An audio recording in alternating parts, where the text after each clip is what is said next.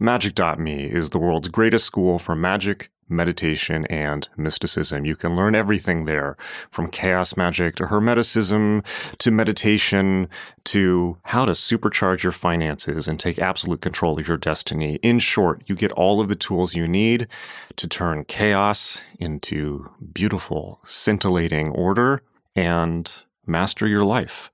It's incredible. You've probably heard me talk about it on the show quite a lot. But check it out. It's growing fast. And I just want to say, if you're confused about where to start, because I have so many courses there, the Adept Initiative is the place to go. The Adept Initiative is the flagship course on Magick.me, and it contains everything you need to know to master the most profound ancient techniques of changing your consciousness and the most modern and cutting-edge tools and systems for absolutely turning your life into a masterpiece. You are really going to dig it. Go check it out, and I will see you in class. It's magick.me, magick.me.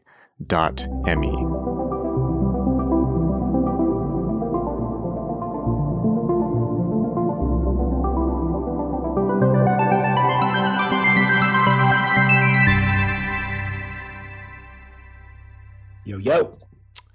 Hey, what's up, man? Are you out in Joshua Tree?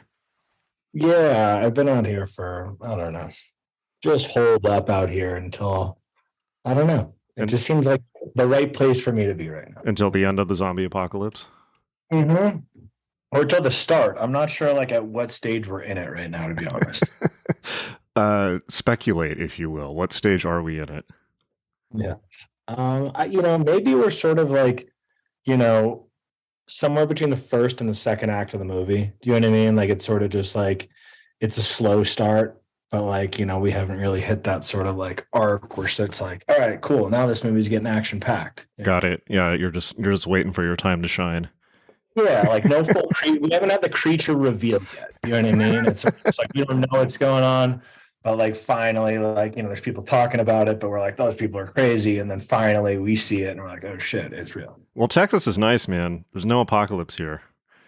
I keep hearing good things. So. Yeah, but so how is Los Angeles these days? It's so fun. I try and spend as little time there as possible, and I've just sort of come to this conclusion that, obviously, the California is a fucked up place politically, but so is the whole world for the most part. And the one thing I will say about California is it is one of the most beautiful parts of the world geographically that I've ever seen. So it's like, yeah. It's tough to just turn my back on it because the politics suck. And I do honestly feel like there's a way to carve out a space for yourself anywhere that's like enough of an autonomous zone that like you sort of live impervious to the rest of it. And that's sort of what the desert has been for me. So, I like it still. Yeah, well, if you're in Joshua Tree, I feel like that's probably cool. I mean, that's very magnanimous of you, though. My personal feelings about California is that it has betrayed me, and my heart is cold to it, and I will never return to it, even though I grew up there, and I've spent most of my life there. The nature is beautiful, obviously, but I got to tell you, like 2020, driving around when everything was on fire, I had this moment where I was like, literally, the nature is the only thing good here, and everything is covered with smog and smoke right now. Which is sort of how I ended up out here in the first place. During the pandemic, we ended up writing our could be our fourth record now out here. And after I moved out here, going back to Los Angeles, it became like so apparent. Like, I don't know, like when you're there, it's sort of like the frog, like in warm water heating up to hot water type of thing. Yeah. You almost notice because it's such a gradual pace of like where it just turns to shit. But then you come out here for a year, and then when you go back, like the anxiety in that place is palpable. You really feel it. So, I mean, obviously I still have to go back for certain things. Like we just shot a music video. I was there last week. And yeah, you feel it. You're just like, this place isn't what it used to be. And it sucks because I really did like it. I even thought there was great things about Los Angeles that were, to me, like, it was a special place, and the quality of life was great. It was like affordable. Los Angeles was wonderful. I moved there literally the day Obama was elected from Reykjavik, and Los Angeles was great, particularly for creative people, for young people. You could kind of coast. Everyone's super interesting. There's tons of awesome stuff to do. It's like great people. It was not nearly as expensive as New York, which is where I'm largely where I moved from. And it was Yeah. really, really good for a long time there. And whenever people would knock Los Angeles, I would just be like, okay, whatever, hater. Like, you've never lived here. You don't know what it is. You're just reacting to something that people have told you. But now, yeah, by It's the like way, I'm in New York now, for one, which is just insane. Like half the reason I don't like being there you were is just in the New rent York? price. Well, I mean, no, just in other places of rent are as comparable to New York now. It's like you're Yeah. spending, $4,500, $5,000 on rent. Plus all your LA. car fees, which you don't have in New York. Oh, Jesus Christ, that was insane. My truck in California is $800 a year to insure to just register. Not that doesn't Yeah. count insurance. Yeah. But yeah, it's they just get you everywhere, and it's brutal. I'm a big believer, though, in that psychic blast zone thing around a city, particularly Los Angeles. I was in Joshua Tree actually for 10 days doing a Buddhist meditation retreat, and it was like perfect. One of the best experiences of my life. And then I just remember driving back to LA with other students and just like slowly feeling like the iron curtains come down as I re-entered the hive. And I also, every time I drove south from LA, do you know that when you drive south on the 5, there's like that big outlet shopping center that looks like a Babylonian palace or something like that? Do you know what I'm talking about? I've never, yeah, it's like as you're going to like Anaheim, kind of. Yeah. And Citadel, I think, is what it's called, actually. The Citadel, yeah, that's right. Every time I pass that, the LA noise stops. Like that's the demarcation point for me for some reason, and it's palpable. Yeah, I've always wondered why the aesthetic choice, like the sort of ancient Mesopotamian and like Assyrian gods, were chosen for the sort of shopping center. Which is funny because if you look at some of those sort of like Sumerian and Assyrian deities, they look like they're holding shopping bags, but like they're just some sort of strange thing that no one knows what it is. But Right. maybe they're like, yeah, it looks like they're shopping. Well, I actually have a theory. When I moved to LA, my theory is that all the psychic residue from the ancient world that was left over from like Babylon and Mesopotamia and all that, like ancient Iraq, they just parked in Los Angeles for some reason because of the film industry or something like that. Interesting. How can I back this up? No, not at all. But it's just my personal feeling. I like the hunch. It sounds like something out of like a Grant Morrison graphic novel or something like that. You know what I mean? Like there's always something deeper behind all of it where you go, we're connecting dots here, but they're just mostly hunches. Yeah. Well, LA is a weird place. I mean, it's like because it's kind of like Vegas where it shouldn't really exist, and it has no history. Pardon me, it has no white European history. There's lots of history there prior to that. But it's not like cities in Europe, it's like there's this kind of built up layers of architecture. The history and the mythology of it is completely created by the entertainment industry or the gambling industry in Las Vegas. And so it's just this thing created out of pure illusion. Which is interesting because I've always felt like being from Boston, which is a city with a tremendous amount of history, the oldest city in the United States, where to me, it's almost like the time and the history creates a sort of like gravity to the reality in a place, whereas like Los Angeles has no gravity to its reality, which is why people can essentially go out there and soar and create whatever world that they want. And, it's a double-edged sword because I see people just like go off the deep end like that as well. But it is a great place to go and to dream big, and, no one's going to squash your sort of idea and your crazy, weird, ambitious sort of pioneer dream of moving out there. And, you tell people in Boston you're going to move to LA, and they're like, "What are you joining the circus?" Like, you know what I mean, like it makes no sense to them. They're like, "Go work for your father. That's what you're supposed to do." You know what I mean? Yeah, I was waiting for the Matt Damon Good Will Hunting accent. Yeah, for sure. I'm from the South Shore as well, where it's pretty thick. But Okay. I always say I'm lucky enough to receive an education, so I don't have that accent. So Okay. you can educate yourself out of a Boston accent, they say. Got it. Okay. Yeah, I am definitely I'm from San Diego originally, so it was really painful to leave, but I was kind of forced out. I mean, I don't know, like I think I mentioned to you at some point, it's like I kept trying to move, and then I moved into a place that turned out to be a nuclear dump. And just like every single door, it's like one of those things, I'm sure you've had this in your life, where every time you try to walk through a door, it slams in your face until you're just like, okay, I get the message. Yeah, where you're basically just like the signs are just like bombarding you, and you're like, all right, I got to do it. I got to make this. I got to make this decision finally. So you're in Austin. I'm in Austin, yeah. When you're loving it, I love it. There's a lot of cool stuff going on down there right now. Well, I never leave the house, so like the cultures. There is a lot of cool stuff going on here for sure. People are super nice. It's kind of like California, how California used to be in the 80s or the 90s, where it's just kind of relaxed, and obviously Texas has its own issues, particularly right now. There's no place without their issues, and in many ways, Austin has very little to do with Texas at times as well. It's almost like it's a little it's like its little republic within Texas. Right. It's funny. Somebody pointed out to me the other day. It's like when you're driving around Texas, which by the way is the size of Western Europe. Texas is the same size of from like the west tip of the UK all the way to like Czechoslovakia. That's great. Or Poland. It's nuts. Yeah. But when you're driving around Texas, they don't put up street signs for Austin until you're like one exit away, and then they say, okay, Austin's here. It's like they don't even direct you how to get to it on the freeways. It's pretty funny. Yeah, they don't claim Austin in many ways, even though it's the state capital, which is funny. I mean, I've always had the best time there all throughout Texas on tour. Some of our best shows have been in Texas historically for me. Just great crowds, fun people, great food, just overall energy. I got COVID there last time I was there, which is good. That was fun because there was zero COVID regulation. Oh, how was that for you? It was fun. It was some of our first touring back. It was October of 2020 when things were like, oh wait, not 2020. I can't even keep October of last year. So like everyone's like, yeah, pandemic's over, blah blah blah, kind of like roughly over.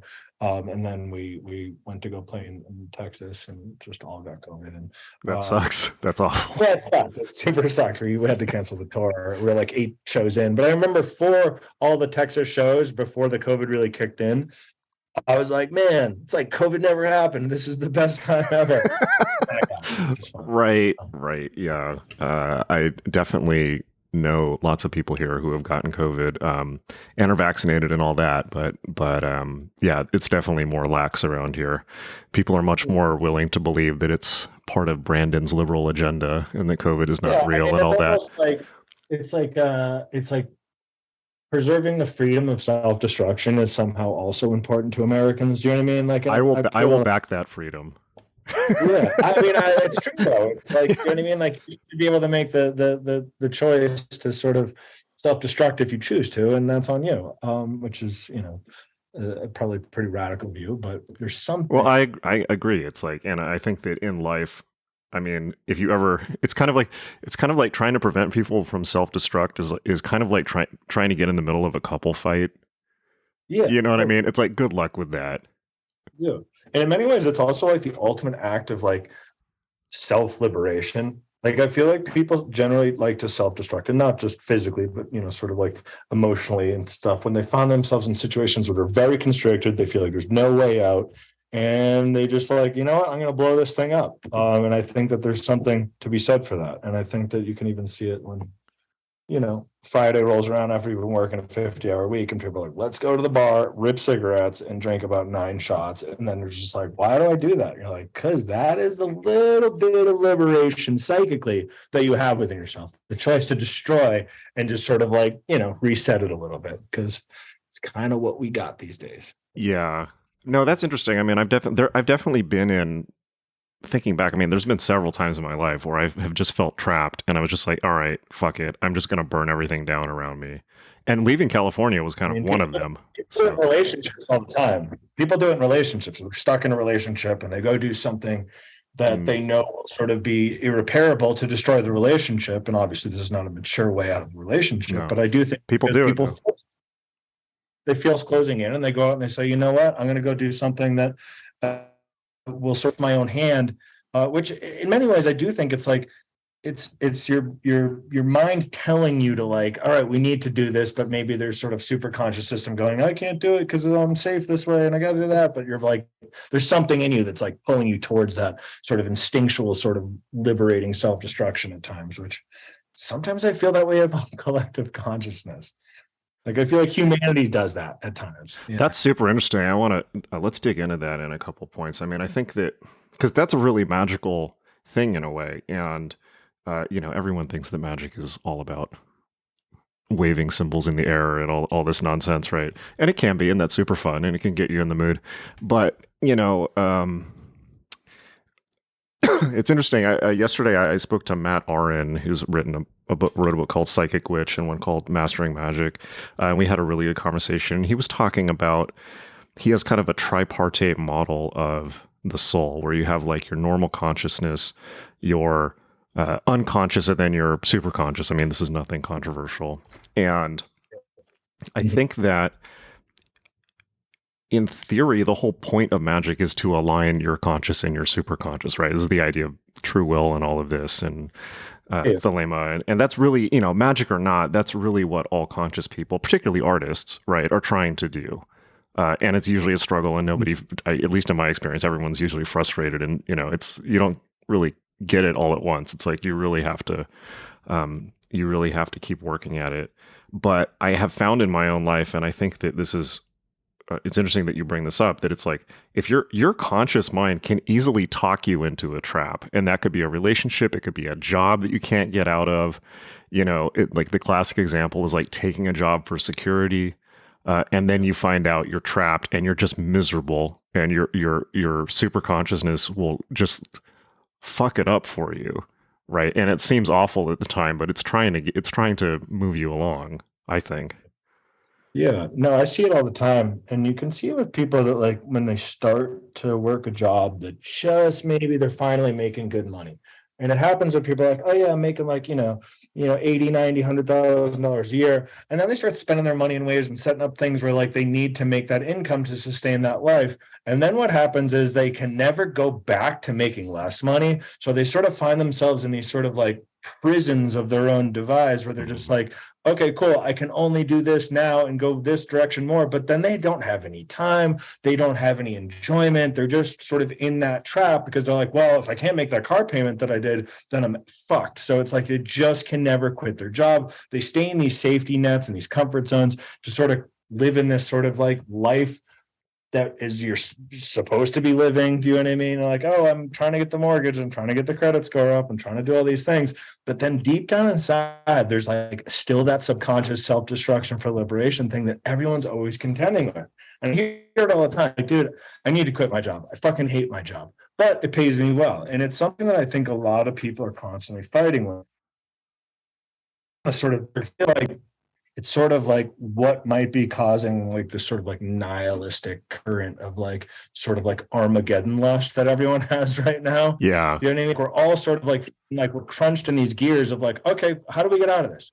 There's no vision of the future. We feel like we're trapped in something that really can't change. So we're all just kind of slightly hoping for the end of the world because it's easier to imagine the end of the world than it is a reasonable future. So we just go, maybe that's the way out. We got to go through. We got to self-destruct. And I think that's something that, people don't really talk about much. It's like we all feel it, That's really interesting. So yeah, I definitely wanted to talk about that because you were kind of saying that happens on a cultural level, and I hadn't really considered that before. And obviously, that's nothing new. I mean, the apocalypse narrative has been around since day one, but now it's like, I'm sure maybe you watched The Last of Us that was just out, that TV show. I have not, but I did play the video game. Oh, the video game's awesome. I love both video games. The show's pretty good too. It's pretty much a shot-for-shot remake of the video game, although they took all the zombies and violence out, which is just like, and just focused it on relationships. It's like, what the hell? Where are the zombies? But no, it was very good though. But so then the question is like, okay, well, like, what are people trying to get to culturally? It's like if you talk about it with the individual magically, in theory, there's like the true will, you're trying to self-actualize. And for most people, just identifying that is a big deal, and it's an ongoing process. And I think you kind of have to be forced through lots of these situations to figure it out. And artists, of course, tend to be all over the place and change their mind a lot. So there's that. But culturally, it's like, okay, like what are people trying to get to? Like, what is on the other end? What is on the other side of the apocalypse? You know? I think you know what it is. And like, again, just a hunch. I don't know what I'm talking about. I'm just some guy out in the desert. But I kind of feel like at its core, it might be a sort of collective energy. Do you know what I mean? Like we're so atomized, we're so individualized. Everyone thing, and everyone's a sort of hyper individual now. And I think that you're starting to see it in weird ways. Like there's a resurgence of Christianity in younger people that I'm seeing. Is there? Like people just want to feel. I've seen it. Is this like Jordan Peterson people or yeah, like Peterson, you're listening to like the Girls on Red Scare or something like that. Oh, it's like, yeah. Sort of like the neo trad. You know what I mean? So embarrassing. That sort of like neo. It is. It's silly to me, but I think that at the core, and you're seeing people feed off of like this desire for a collective energy again. We've realized that sort of as we're atomized and sort of individualized, things are much stronger when they're together. You know what I mean? And we're looking for communities. We're looking to feel belonging to something. And I think that like people just really crave that, you know, and especially coming out of COVID where it was done even more. And that's why I think everyone's just getting pulled on different sides of everything these days. It's like, oh, what hyper niche internet culture are you part of? You know what I mean? And everyone's just looking to feel belonging to something. Unfortunately, I think digitally, you know, I don't think the culture on the internet is real. You know what I mean? Like it's like basically you know, a false egregore or something like that, where realistically, you know, people are looking for a real sense of community and sort of tangible, sort of tactile, real life situations, as opposed to like, you know, oh, the Twitter community. People say things. I don't think Twitter is really a community. It's like 95% of those people are probably bots anyways. Yeah, that's what I'm saying. They're bots. And that's why it's like when you go online and you see like everyone just like hating each other and being super mean to each other. But realistically, if you travel around the country, people are super nice. Yeah. And like people want to be nice to each other, you know, which I think is interesting. So I think people do want to feel, I don't know, like together. I feel like, you know, the whole situation's so dire that we just want to feel like, hey, at least we're in it together. Yeah. So until something really bad happens and we're like, you know, making, you know, sort of small communities again of people who are helping sustain each other through like symbiotic relationship, which I feel like people might be craving a little bit. I think so. So basically you're just saying that people are lonely. Yeah, I don't know. I think people are so like there's like this sort of like digital ad nauseum sort of internet poisoned brain thing that I think people are really sick of. And like, it's so funny. I see it, you know, as a person who studies like sort of aesthetic trends and stuff like that. Like there's this weird aesthetic trend where everyone's trying to dress like blue collar workers. Where everyone's like wearing like workwear. Like Bruce Springsteen albums. This is new to me. Yeah. So like people are all like wearing like Carhartt workwear and stuff like that. Like going to their like, you know, Silicon Valley jobs or like their tech jobs or whatever. But I think everyone's just sort of just craving this concept of just being a construction worker with a flip phone. You know what I mean? Like they're so like, I hate my digital life. That sounds good actually. It's going outside using your body. Like, yeah, exactly. And I think that like you're seeing that through the aesthetic trend first because people are just sort of like admiring that culture. So I don't know. There's just a lot of weird things going on that I've observed lately. You know? That's interesting. I mean, obviously, I'm being in Texas and not leaving the house. I'm not exposed to a lot of this. So, what else have you been noticing? I mean, that in particular is one thing that I've just noticed where I think that people do just really want to sort of like. I mean, I crave it sometimes too. Where it's like a good day for me is a day that I'm not in front of the computer. Yeah. You know what I mean? I just like being. I like doing stuff where it's like, you know, just feeling reconnected to like real life experience, which I feel like, again, we crave that stuff. And as we should, that's like, you know, billions of years of evolution did not probably have us wanting to sit behind a computer. But, you know. No, I totally agree with that. And I think that it doesn't even need to be that I mean, people have a tendency to make a big thing and formalize things, but I mean, it can be as simple as just having people over for dinner or just going out to a bar or just leaving the house, and uh, I've been really craving that too. I mean, like I've been going back to my teenage years and trying to get people back into role playing games because I feel like it's a good way to connect with people that does not involve the tedium of reality. Um, Mm. yeah, so that's interesting. And so, It's like we've just really just like hit this like point, I think, of just like hyper digital connection at this point that I think everyone's wary of. I mean, myself as a person who's been, very tech forward my whole life and just, uh, is pretty much like the opposite of a Luddite. Like I've just loved yeah, technology and it's improved my life greatly, and I use it for all my work, and it's just like one of those things that I've never really complained about it. But I'm also like, I got to take a step back. Like it's just too much. I feel, if I don't turn my phone off at times, like I'll just never stop having to be head down in the blue screen. yeah. It's yeah. Well, I'm the same, but I am super tech forward, but and I haven't backed off from it at all. I've tripled down on it during COVID. But the one thing that I do avoid as much as humanly possible is the phone. I think nothing good comes out of it. And I thought back, there's been some times where I've thought back, it's like something like 80-90% of all the stress in my life has come out of that box. Just with Yeah. interactions with people or feeling the need to keep up with texts or emails or things like that, or social media stuff. But the big thing now is obviously AI. GPT-4 is out, and it's kind of like in terms of not coming together. I mean, I'm certainly finding like I love ChatGPT. It's like basically like I have there's a lot of employees I don't need anymore because AI fulfills those roles for me and does it much better and way cheaper. And so, AI, or kind of like augmented intelligence, as I call it sometimes, has allowed me to do all these things. But of course, it's at the cost of working with other people. And that's good in a lot of ways.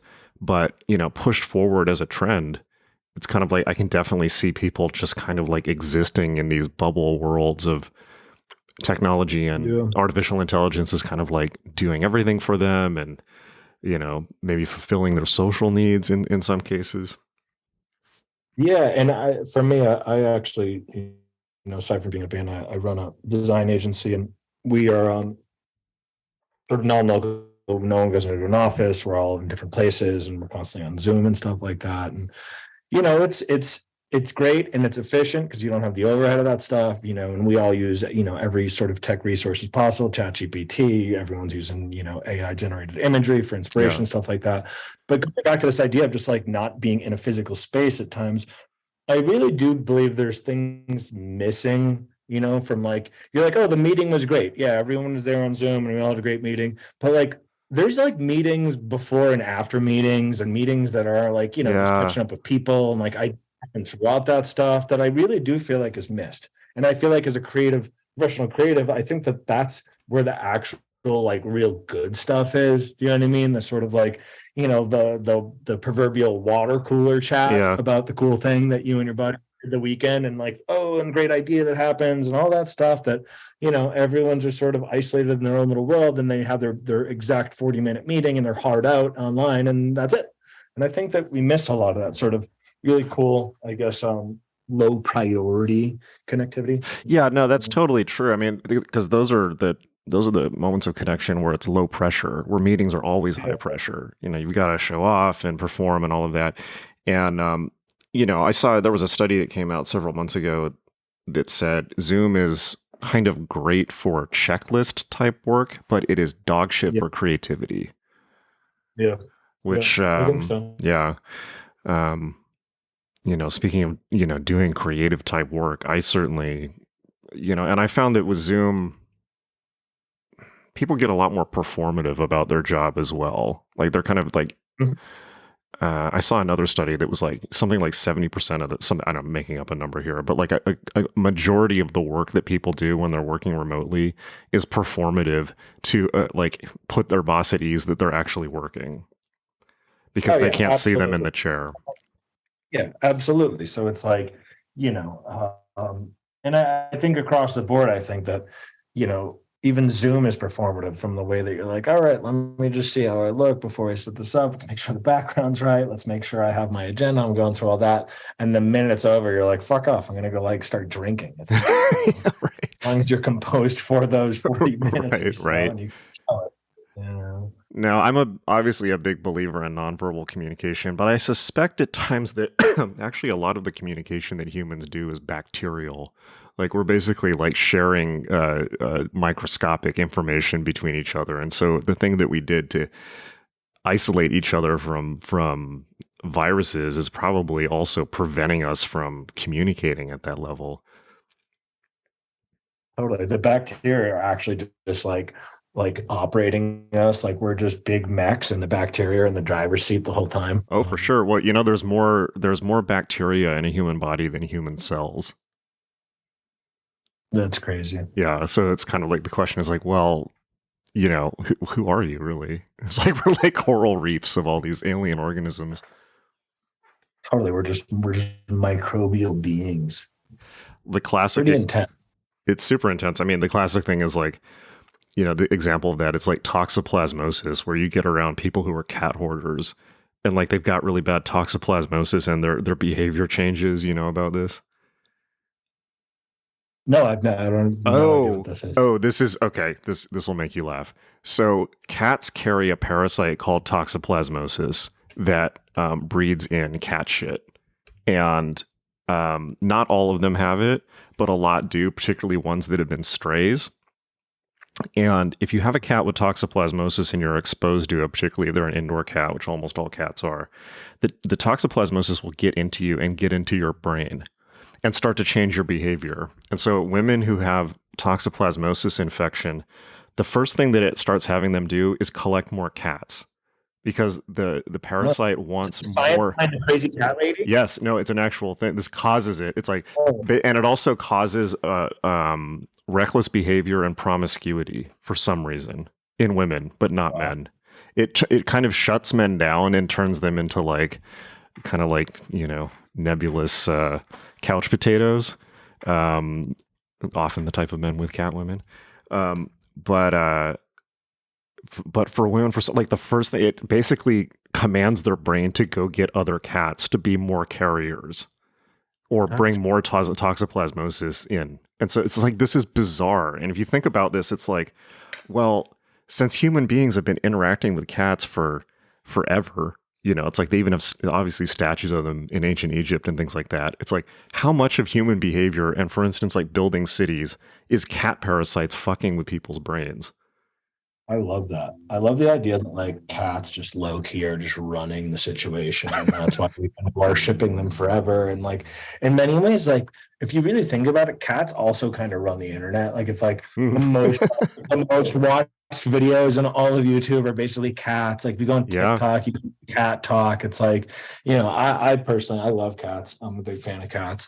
But I find myself doing things for cats sometimes.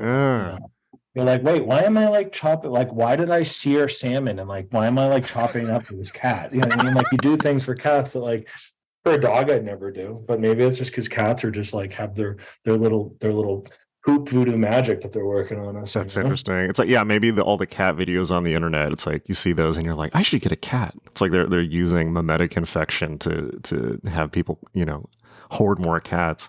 I like cats. I'm definitely a dog person. Cats kind of freak me out, to be honest, because of that and their insidious and sinister behavior. But I like dogs. They're straightforward. Like understand like true magnetic north, like in terms of their navigation and stuff like that. They can. They're highly advanced creatures. I watched a show on Netflix about like them like essentially like the science behind cats. I don't know how or why I ended up watching it, but it was fascinating. Like cats are actually one of the most like adept, evolved predators in the world. Like just basic domestic cats. In what way? Well, just like, pound for pound, their sheer flexibility and their strength, their ability to like their hearing, their sight, everything about it is just like the thing is it's a finely tuned little machine. And it's pretty crazy. But yeah, just also their ability to this guy, he would take his cat out on hikes and it would basically guide him back to his vehicle always, which was like crazy. He was just like Wow. using like a dog. The cat itself was a compass. Wow. So they can cover huge swaths of territory and like know every, if you ever have one of those like rural sort of like outdoor cats or a friend who has one of those things like cover a huge chunk of territory, like 5 to 10 miles or something like that. And they know exactly where everything is, which is super cool. So I when I was in England, I saw some documentary on whatever Channel 4 or BBC or something like that. This is in the early 2000s.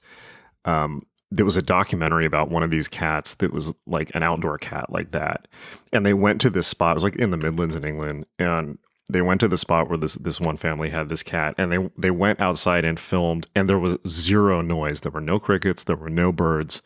There was nothing. And they were like, this one cat, who they referred to as the butcher of the Midlands, had killed every living thing in like a 10 mile, diameter zone.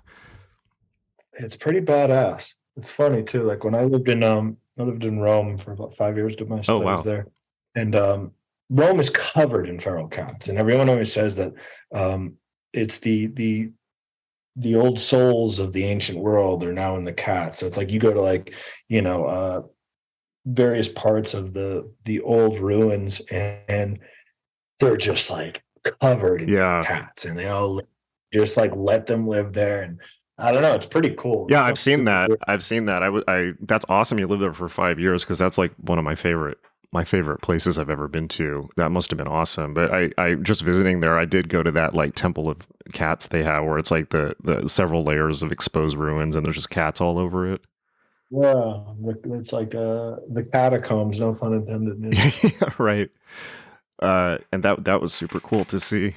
So that how was that esoterically? Just to change tracks, because That's actually how I got into sort of what we call esoteric or sort of occult studies and stuff like that, where I was out there studying political science and I used to hang out at a statue in Campo dei Fiori of under Giordano Bruno. yeah, I've been there. I know the one. Yeah, Yeah, yeah. it was, and I didn't know who he was, but I just always thought it was a cool statue. And I remember like talking to my history professor, and I was like, "Yo, what's that statue about?" And he explained to me that like he was deemed a heretic for his studies, like for his Neoplatonic studies and his Hermetic wisdom, and they burned him at the stake there because the Vatican didn't allow the study of Hermeticism. And I was like, I don't even know what any of that is, but I need to know now because they burnt that guy at the stake and there was a cool statue. And I just kind of started going down that. And luckily we had amazing resources and libraries out there. And I just sort of ended up like never stopping my studies at that point in college. And to me, it's sort of like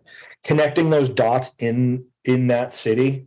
You kind of you start to be in your own Dan Brown novel, it usually that's but it was fascinating and just like because that's a city that has deep occult history as well, obviously. And then yeah, it's just super cool and I loved it. It was some of the best years of my life. Wow. Yeah, let's talk about that, because I loved it there. I'm super interested in this. And I didn't get very much exposure, but my take on it, I went to that statue. Obviously, I went to the Vatican. I had the worst allergic reaction of my entire life in the Vatican. So make of that what you will. Like to the Vatican itself, or did you eat like some like No, no, on the no, street? no, no, no. Like my face started swelling up and my nose was bleeding, but only when I was like in that one little circular area of like Ground Zero Vatican. Your basilica, you had an allergic reaction to Yeah, just to I love it. yeah. It's just they knew. It's funny, I first time I walked into the Vatican, and I'm not a religious person by any means. And I walked in there, and the first thing I felt was, boy, this place looks like it has a lot of money. And then I'm like, It's like all gold.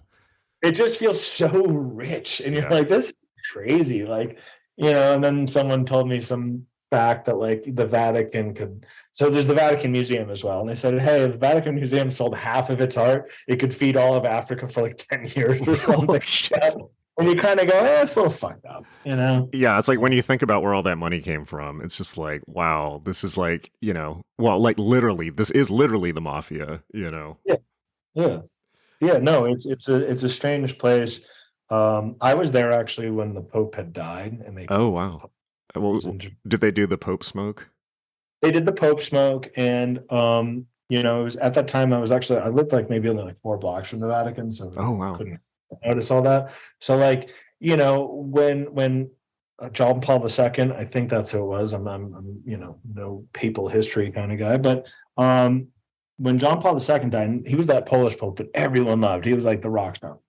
Uh, and when he died, it was like, I don't know how to explain it, but like everyone came and it was like a party, the whole city. It felt like the Red Sox won the World Series, but an old guy died. Do you know what I mean? It's like hard to explain the energy, but it was like the craziest party ever. It was so weird. The whole city was popping off.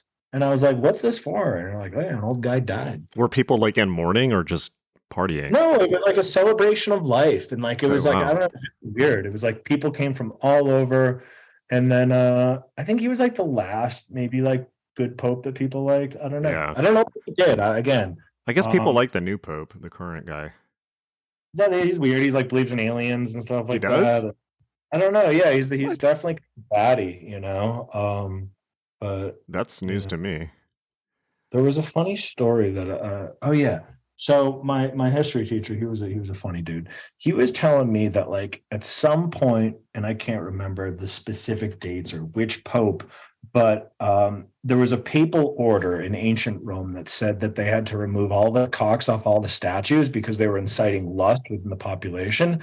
So turns out all the statues that are missing their cocks all over Rome are because the Pope ordered it. And Where did they believe did he keep them all for himself though? I mean, where are they this now? leads me to believe that there's a box of priceless cocks somewhere in the basement of the Vatican, which I at one point wanted to write a heist movie screenplay about, sort of this Da Vinci Code-esque novel where someone's got to go in and steal these cocks in the Vatican. That would be great. Well, that's always the question. It's like, what is in the forbidden Vatican Library? And I guess Yeah. that's what's in there. Yeah. And who knows? The Vatican is such a weird, creepy place, and they have like their own intelligence. They have their own version of the CIA. I think it's called the Priory of Sion. Okay. Which is a pretty. That's still a thing. I mean, it's like I remember reading all this stuff in the conspiracy literature, and then it kind of just became Dan Brown territory, and it's always hard to tell what's real and what's not. But I mean, it is its own sovereign nation. Yeah. Is that correct? Yeah, that's definitely correct. Yeah. So, I mean, if it's its own sovereign nation and it has the money that it does, you'd be led to believe, and it has its own branch of it has its own military, which is just what the Swiss Army or the Swiss Guard or something like. It's a bunch of guys dressed like clowns with spears, which I never fully understood. Apparently, they're super badass though. Like I they're know, ultra super elite. badass. Dressed up like fucking Bozo the Clown with a spear, so with the big weird pants on that look like they're catching pies in it or something. Just like to get people to let their guard down, maybe. No, it's Yeah. crazy. But yeah, if they have their own sort of military, you'd think that okay, that means they also have their own, intelligence force. Well, they definitely. I mean, there's Opus Dei. There's all that. I mean, like when I was doing the John Dee book. I mean, you read all that stuff. Opus Dei, that's what I meant. I think that's what Opus it's supposed Dei. to be. Opus. Yeah.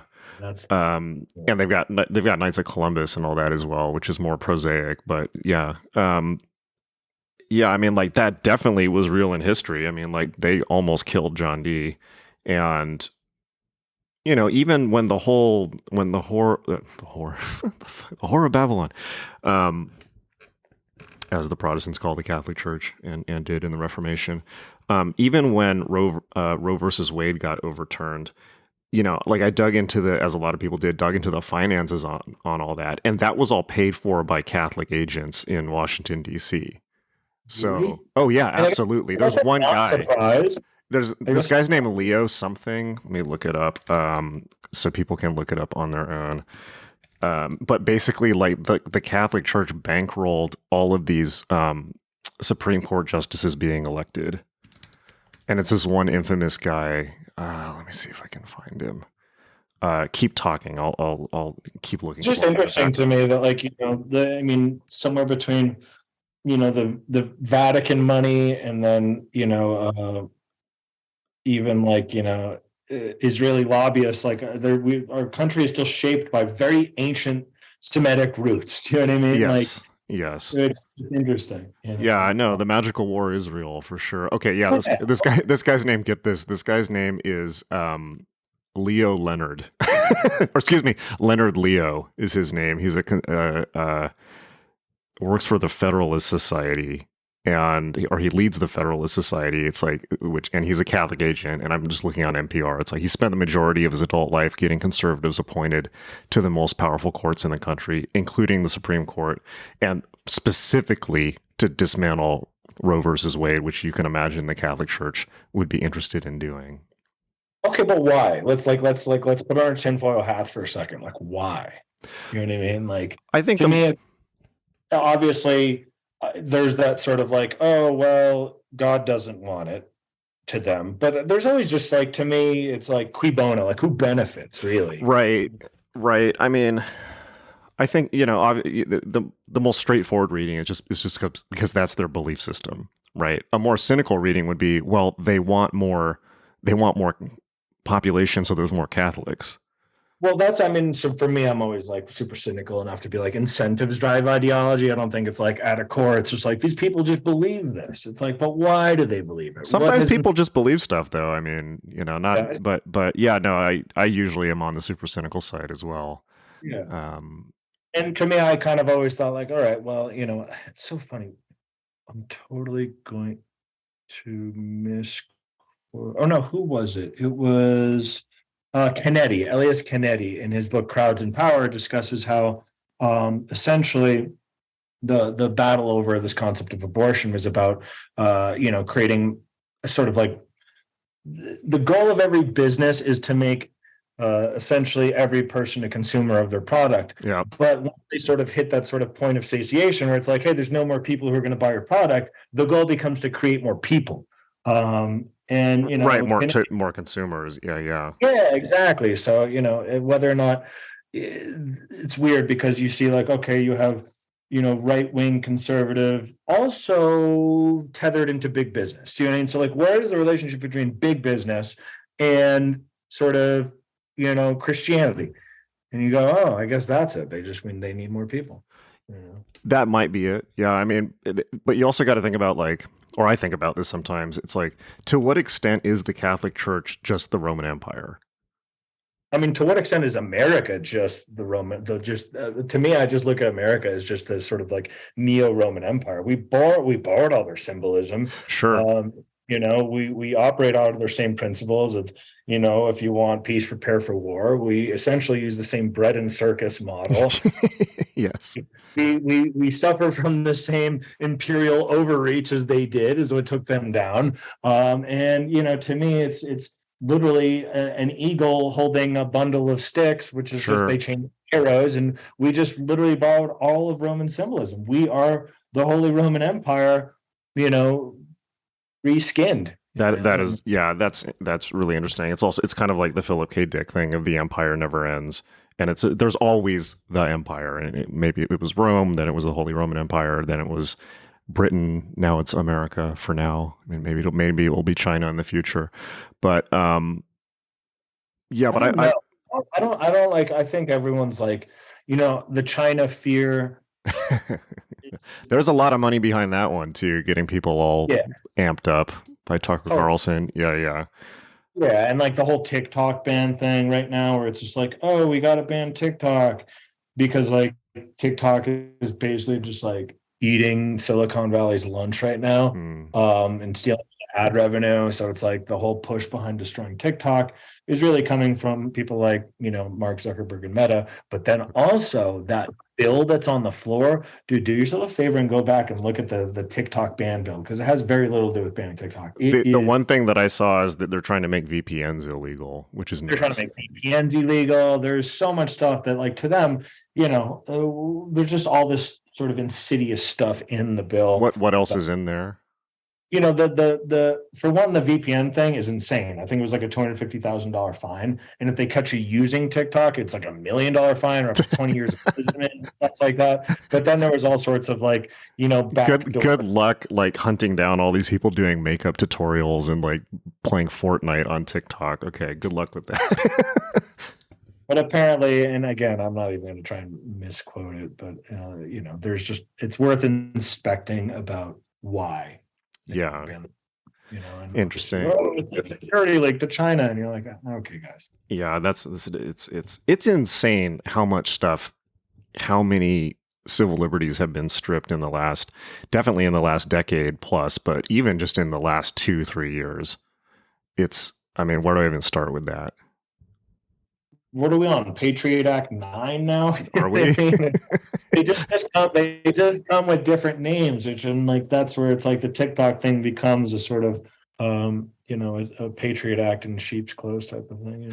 Yeah, which is why I am and always have been just utterly impatient with the Democrats versus Republicans narrative, because it's like, no, there's one straightforward linear line that carries through every single administration, which is just more power for the federal government, less power for individuals. Which is why when they actually agree on a bill and there's like bipartisan things, that's when you really got to be fair, because that's just about preservation of sort of hegemony at that point. Yeah, it's like they'll fight about these kind of culture war issues, but they're lockstep when it's military funding. They're lockstep on Israel. They're lockstep on, at this point, it seems like they're pretty lockstep on gun control and all these things.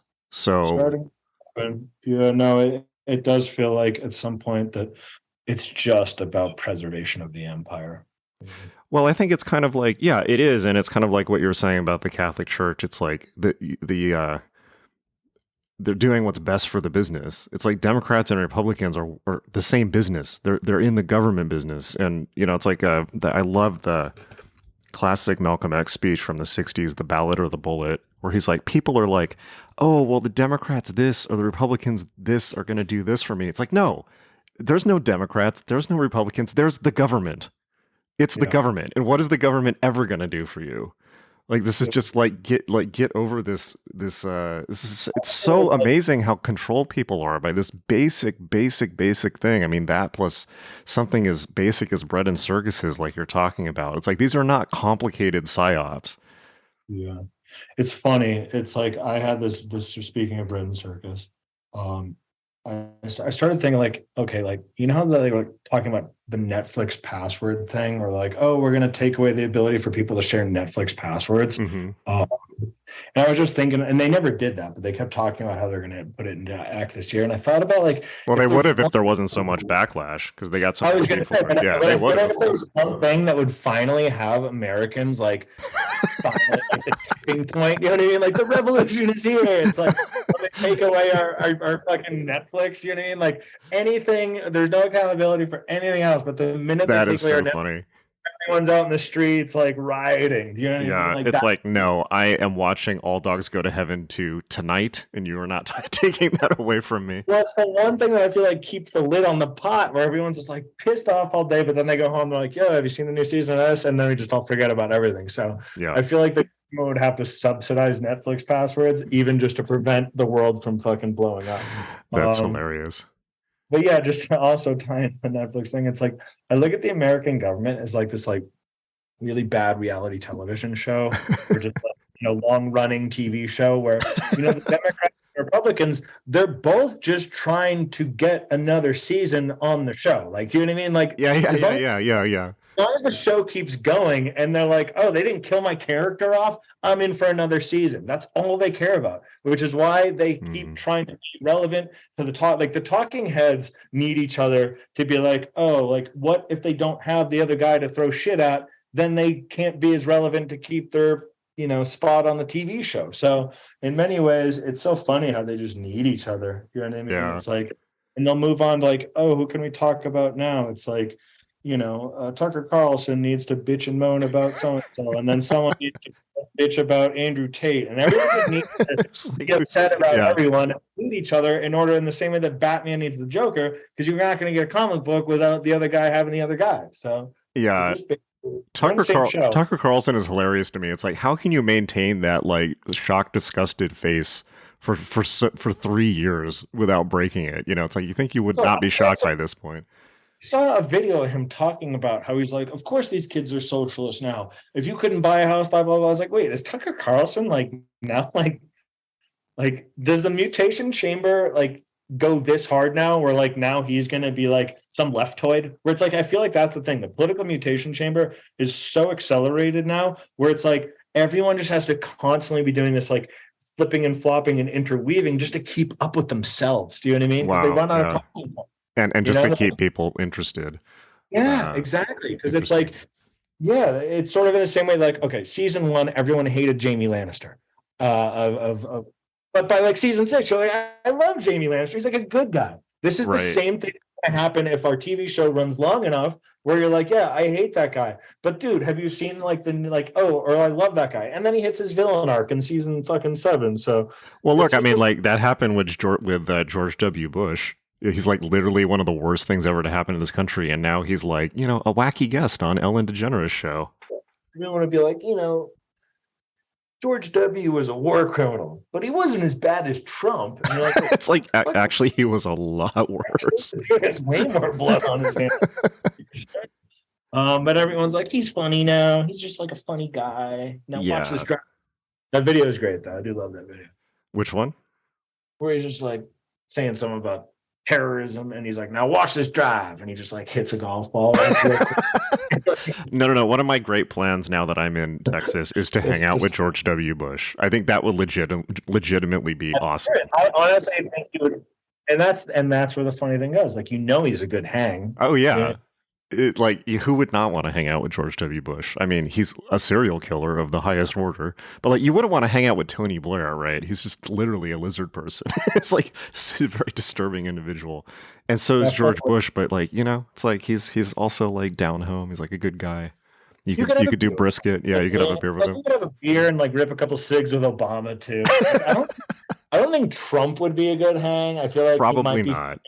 Yeah, he doesn't drink, and he's just like sort of just like such a self-aggrandizing weirdo that is just like, I don't know, just one of those egos that just like are a vacuum to the room. You know what I mean? Yeah, definitely. Well, it's kind of like what I was going to say earlier is, it's clearly the system as it is set up. It's like it's the computer program that the computer code that people step into when they join the government is what outputs this, and not necessarily the individual. And we always see that the individual, no matter where they're coming from, is always warped to this. And it's the same with the media. But I was wondering, I think it's so unbelievably draining, I think, for Americans to have to be in the, I would say the 4-year election cycle, but really it's a 2-year election cycle. And so we're always like in panic mode, always. And I was wondering, like, were there term limits in Rome? I mean, in theory, we're kind of based on the Roman system, but how did they do that? Was it their constant turnover, or were people kind of in for life once they got voted? Pretty sure Roman Empire, like the emperors were just like murdered. No, I really don't know. You know what I mean? I feel like it's one of those things that I imagine that it was probably hard to oust a standing emperor, especially if he was a bit of a tyrant. You know what I mean? So I don't know. Like, I don't know if like, and I'm sure even with like the Senate, it's like, it seems like they probably were in for longer than 4 years. Yeah, it's a very good question. I don't know. And I think it evolved and changed over time with different periods. So it's probably a more complex answer than I am capable of giving. But yeah, it does feel that way. It seems like we're constantly just like, in this like political thunderdome now that like we can't get out of. Like, I just, well, you can get out of it. You just turn the fucking news off. Oh yeah, totally. But it's like there's something about like, I read somewhere it was like the hallmark of a failed fucking society is like when like 15-year-olds are like politically engaged. You know what I mean? Like, oh, interesting. It's like you should not be like being like, oh yeah, like I'm 16 and 15 and 14 and I'm like tuned into like TikTok politics. You know what I mean? It's like, go enjoy yourself. Because tell you what, it's not going to get any more fun later. You know what I mean? Right. And you're not going to be making any good judgments or decisions about anything anyways until you're like 50. And I feel for the kids because they're sort of like, they have to now. It's like, unfortunately, like, kids have to have an opinion on gun control and gun violence because it's been brought into their classroom. And, you can't be like, well, you don't understand. because maybe they've dealt with it. Yeah. And unfortunately, for them to be able to have to base their opinion on, such an intense traumatic moment is not always going to be a politically sound opinion either, but you can't deny its validity. Well, you can't deny, and that's such a painful topic. I mean, it's like, like I would go out on a limb and say, like, kids' opinions on gun control is probably a lot more valid than most older people, because they're the ones that are actively in the fucking war zone. They're the ones, and their parents. I mean, I can't imagine being a parent now and every day you're thinking, well, it's like being married to a cop, where you're like, every day it's like, well, they might not come home today. Yeah. For like a first grader, come on.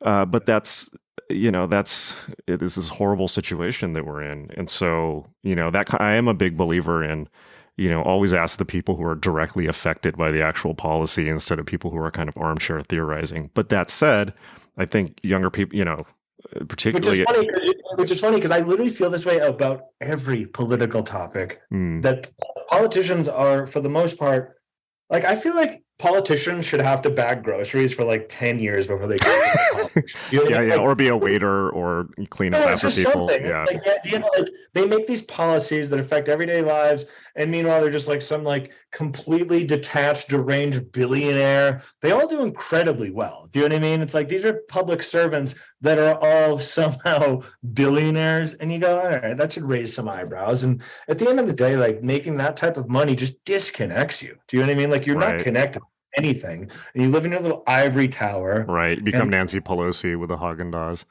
Exactly. And you become Pelosi, and like, at the end of the day, like, why are these people creating policy for your sort of like everyday person? They have no context to it, Yeah, that was never more clear than during COVID, particularly in California. And it's just, but then you get, like, it's not just the money. I mean, you get people like Biden who are essentially career bureaucrats, and they're very, very good at doing their job, which is being a politician, right? But it's just like anything, it's like you adapt to the job, not necessarily like the true meaning of what the job is supposed to be there for. And yeah, I don't know. I imagine some people get into politics with a sort of like, hey, I'm going to be different. I'm going to, like, get in there and change things. Yeah. And then, 10 years later, they're just like a hollowed out, it's creature who realized, they're like, man, I was idealistic. Yeah. It's like you saw like Obama after he was president. He's got like a whole pack of cigarettes hanging out of his mouth. Yeah. Or it's like that. I'm sure that old Bill Hicks joke that it's like, as soon as you're a president, they take you into a room with like the 10 capitalist scumfucks that actually run the world, and they just show you a clip of the Kennedy assassination that from an angle you've never seen before, and then just say any questions. Absolutely. But yeah, no, it's fucked up. And just to go back to the sort of gun control thing, it's like, yeah, the people who, I watch some of these gun control debates, and the way these people, like, there was that one clip, he's like, why people don't hunt with an AR-15? Because thered be nothing left of the deer. And you're like, wait, this is the most fascinating thing I've ever heard. It's actually the reason people don't hunt with an AR-15 is it's not enough. 5.56 would be inhumane. It doesn't have power, and at the end of the day, it's like, the facts matter. Yeah, just for people who didn't.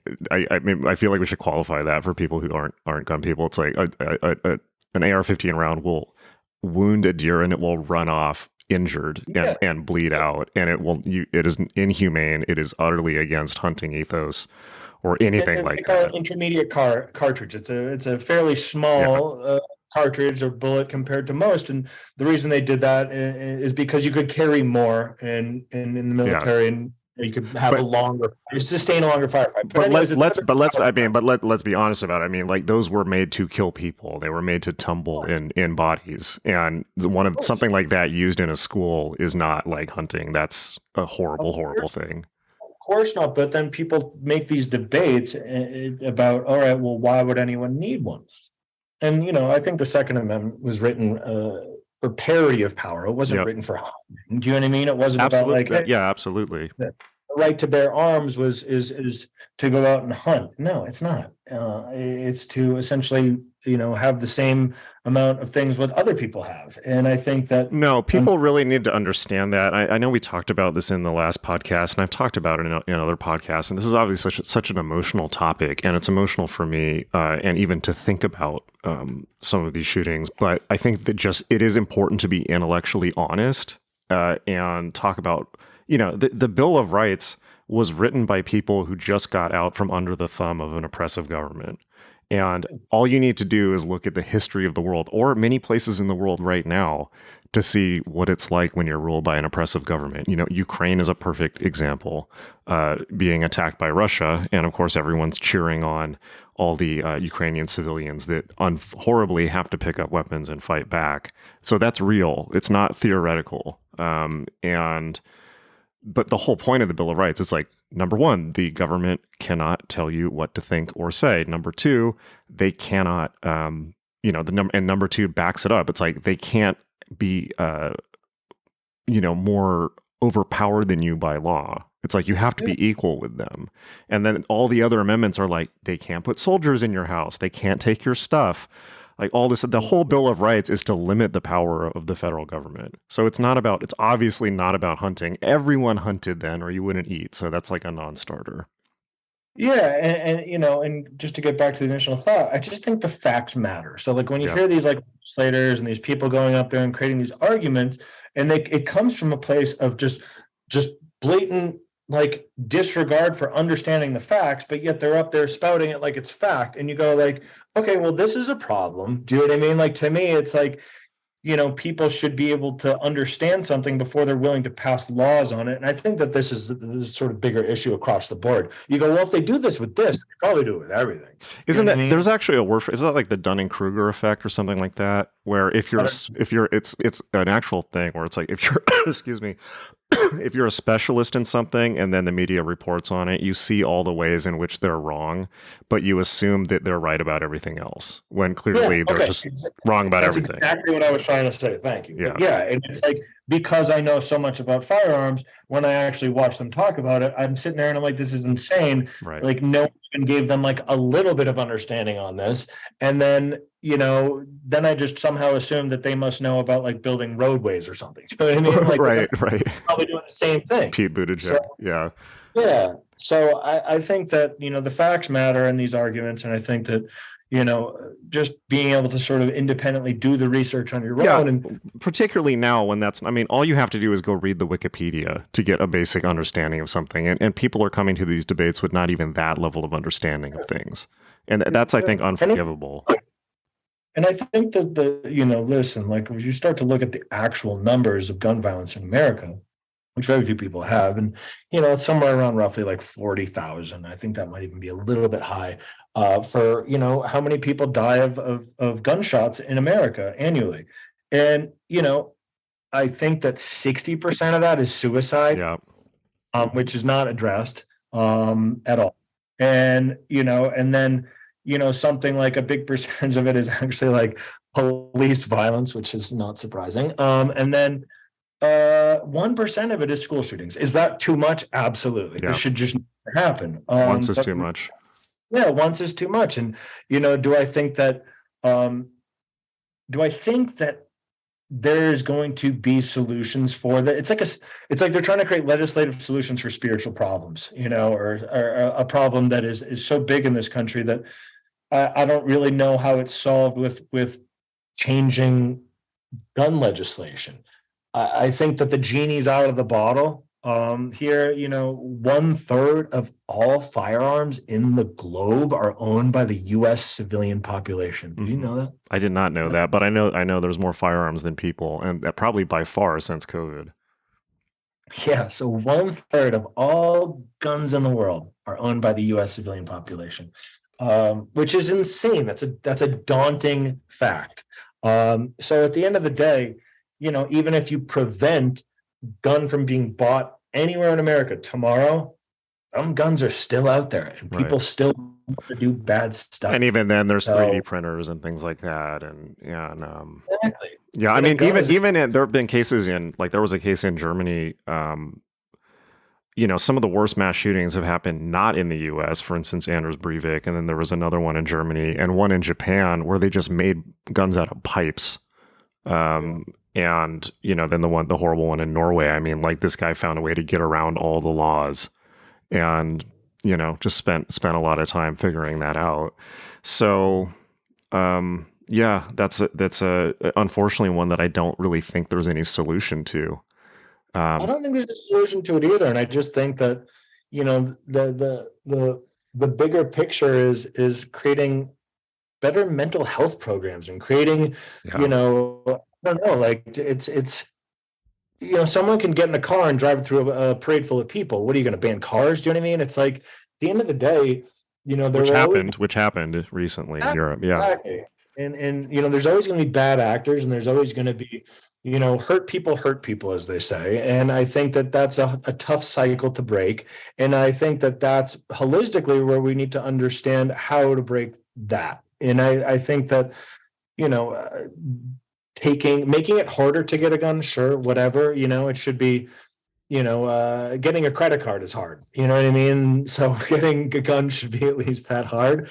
I'm not against qualifying people's ability to use firearms and their proficiency. I know through Second Amendment, people will get on my case about that, but I don't have an issue with that. I have an issue when it becomes classist, when you have to pay extra money. Which is how gun control laws are set up. They were designed to prevent lower class and people of non-white races from getting guns. Yeah, exactly. When it becomes a hugely classist thing, I have an issue with it.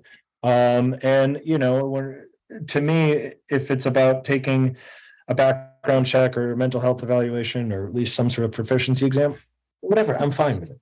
You know what I mean? Like that doesn't. You should have to get a driver's license to drive a car too. Do you know what I mean? It's not crazy. Yeah, I don't know. Maybe I'm just autistic, but like I've actually, since coming to Texas, I've come to a very clear political stance on pretty much everything, at least in the U.S., which is just literally just follow the code. It's like as written, the Constitution, the Bill of Rights, like that is one of the most fundamentally and most profound. It is one of the most profound outputs of the Western esoteric tradition of the Enlightenment, of the Masonic Enlightenment, of the Scientific Revolution, and I don't think there's any better political document on earth. And I don't think that anyone's going to come up with one. And in fact, anyone who's trying to change it is, to my mind, by definition, a bad actor. There are amendments, and those have been good. For instance, getting rid of slavery, big deal, right? And lots of the other ones. But my way of thinking is just literally follow the document as written, instead of trying to, because the issue is, and everyone forgets this, if you chip away at somebody else's rights, somebody's going to chip away at yours. And both sides are so busy doing it that we already essentially only have civil rights in name and not reality. Even more than before. This sort of Jenga effect, where like if you pull out one, exactly, like everything else structurally is now going to fall apart. The reason there's a Jenga effect is because the document was written to be, everything is interlinking. Everything in there is for a reason. It's not like a haphazard collection of things. It's a magic spell, in my opinion, to prevent tyranny. And it's worked pretty damn good. And you can tell it's worked good because people have been steadily chipping away at it, certainly since the New Deal and definitely before that. Even back to the Federalist Papers, people have been chipping away at it, and they haven't fully been able to do it. That's why the document's there. It's pretty much the only thing standing between us and being Canada, which would be worse than death, or Ukraine or something like this, or any other country where people are vassals of the government. And just because you're a vassal of the government one day when the government's nice, doesn't mean the government's going to be nice the next day. I mean, you think people would have got this through their heads during the Trump era. The powers of a Trump are the same as the powers that Obama has. Or vice versa. And so it's like, you can't, I think that's a perfect metaphor, Jenga. That's better than I could have put it. If you take out one block, the whole thing falls, because it's everything was constructed and put there for a reason. And it's obvious when you read it in context. It's obvious why the Second Amendment is there, which is why I think it's just purely in bad faith for people to argue that it's about hunting, or you get people making this ridiculous argument. It's like, well, the government has nuclear weapons and F-14s and F-35s and all this. And even Biden said this. It's like, okay, so you're literally telling me the government is going to nuke its own population, and you wonder why people are concerned about this. Yeah. And it's funny too, because it was like, and they're like, well, what are you going to do? Fight the whole government with your rifle?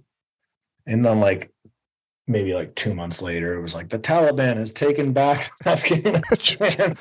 Like, or Ukraine, where they're like, oh, dentists are having to pick up AK-47s because they're being bulldozed by the Russians. And if you look at that war, it's like there's really not a whole lot you can do with a rifle either, because they're getting mortared nonstop. That's how wars are fought, with mortars and concrete. It's not Call of Duty, but it's like, and it's like one day they're cheering on all these civilians who are having, horribly, moms having to pick up weapons to defend their kids. And it's like, that's real. And how do you go from that to like, oh, well, it would never happen here. You sure about that? Yeah. Well, where were you during the whole Trump era when you were saying that like Trump's a fascist and we're going to be a fascist dictatorship? Yeah. And even if it wasn't, internal, tyranny and tyrannical force from abroad trying to impose its force on America, which geographically I think is pretty impossible. But yeah, let's just play with unless you're like one of those Red Dawn LARPers where it's like that movie's so ridiculous. It's like Mexican communists like parachute into like it's just so it's like conservative hallucination goofball nonsense. But yeah. But yeah, just they start dropping in, and next thing you realize, oh, then the American population has 1/3 of all firearms. I'm pretty sure. Right. Tough to take the U.S. But let's. I'm curious. So let's just talk about tyranny for a second, because I think that you touched on something that sort of piqued my interest about how you're talking about this Bill of Rights as sort of a magical spell against tyranny. And I think that, when we think about tyranny, a lot of people think about some sort of like, I don't know, insidious, evil characters who are like, we must rule the world. But I think it's a lot less that, but more of like just sort of like, I don't know, like some sort of like more subtle energy that pulls things towards that. Do you know what I mean? Like the way that laws get passed, and it's almost like at its core, this sort of a German concept of chaos kampf, where it's like chaos versus order. Oh, I haven't heard that. Yeah, chaos kampf is a German awesome word for the struggle against chaos. And I think that, this sort of very ancient idea, where you could read it in the Enuma Elish with, you have this idea of Marduk, who's going to destroy the chaos monster of Tiamat and bring order to the universe. And that's how their cosmogony is sort of set out, where it's like everything was chaos and then we needed to create order to make our universe. And I think that current still runs with today, where it's like America at its core is not an evil tyrannical space. They're just trying to create order. Do you know what I mean? We're just trying to preserve the hegemony, and the preservation of order turns into like sort of how Philip K. Dick and Vallis wrote about this sort of black iron prison, this sort of like all pervasive system of social control, and this way of just sort of preventing anything from turning into chaos, to keep the fucking hegemony and to keep the sort of thing moving as an empire. So I think that tyranny is in some ways a byproduct of control against chaos. And it sort of pulls in that direction, and then eventually something is like, wait, how did it get here? You know what I mean? Let's talk about that. I think that's so critical. I think, and I have a lot of thoughts about this and a lot of angles to go at it from, but I think that is just very unclear to people, and it's not well defined. And I think having it well defined is really important. It's like once you see the needles hitting the red, and you have planned in advance for what happens when the needle hits the red, otherwise it's just, it is the frog slowly boiling. But maybe let me I always go back to the William Burroughs thing where it's control, who's in control? Control is in control. It's a virus. It's not a group or a specific person. It's an ambient thing that is within humanity. Yeah. But maybe to be more down to earth about it, I think that the COVID era was like the perfect like laboratory to see all these things up close, like in the wild. And, obviously you saw in the COVID era where, I pretty much lost my trust in everyone. I'm still traumatized by the COVID era, largely as most people probably are, because I realized that, quote unquote control, quote unquote tyranny at that time. Yes, the government was, restricting freedoms and things like this, but it was coming from like the population. It's like basically like we need to, including tons of people that I know. It's like we need to take people's freedoms away. Like they don't have a right to endanger us. It's like we need, we're totally fine with our civil liberties being taken. That was profoundly disturbing for me because, or it's not just we're fine with our civil liberties being taken away. We're perfectly fine with yours being taken away. And in fact, you're the problem, not the situation. So that was profoundly disturbing for me. And to see theoretically liberal people turn into, I want to watch my words carefully, but to become like that overnight was disturbing. What is it? The Milgram experiment? Yeah. Are you familiar with it? Yeah, of course. Like, yeah. Milgram is just basically like, only like 20% of the people have the ability to like defy authority or something like that. Like, it's like the numbers are shocking, but like, it's really, I'm surprised it's that high. Yeah, it's an 80-20 rule of just like, people were just like completely obedient to whatever laws get thrown in their face. Well, if you think about that too, it's like, most people are not, and I think anyone listening to any magical thinker, particularly people listening to this podcast, will get this, where it's like most people are completely uninterested in individuation, and they're uninterested in advancing themselves as apart from the herd, because most people are not strong enough to. And for most people, now or at any other time in history, now or in the future, the smartest strategy for people has just simply been to blend in with the herd. You get herd security. You're not going to starve to death. If a shark shows up, you're way less likely to be the one that it picks off. And you get protection with the group. And that's most people's approach to life. And let's be honest, I mean, to be what these people call an NPC in America in 2023 is a really, really, really good deal. I mean, obviously, you're not going to be Jeff Bezos. There's a ton of inequality, but you have Netflix. You're probably not going to die of dysentery. There's pretty much food. You're probably not going to starve if you live in America now. Like you can get a job working at a gas station and at least at some level of society kind of coast. Your life's not going to be great. You're going to be missing a lot of luxuries. It could be very hard, particularly when it comes to medical care, but it's not the Middle Ages, and I wouldn't put it past it, because I feel like, if there's one thing COVID also showed it, is that like the further you are from like the power structure, the more like you are just to die in this country. So I feel like, what do you mean by that? I don't know. I just feel like, all it takes is like that weird health thing to happen, and then people are just all going to die unless you have money, and then you just basically are taken care of. But I don't know. I just feel like, even like COVID, for example, was like, all right, cool. I get to stay at home. If you're living in a mansion with a big pool and a gym and like all this awesome stuff, just stay at home. If you live in like a 1-bedroom with your 3 kids and you're like, and you're paycheck to paycheck, like basically everyone, you're gonna literally lose your fucking mind and like literally probably snap. So it's like COVID was very different from everyone, or for everyone, I think, in that regard.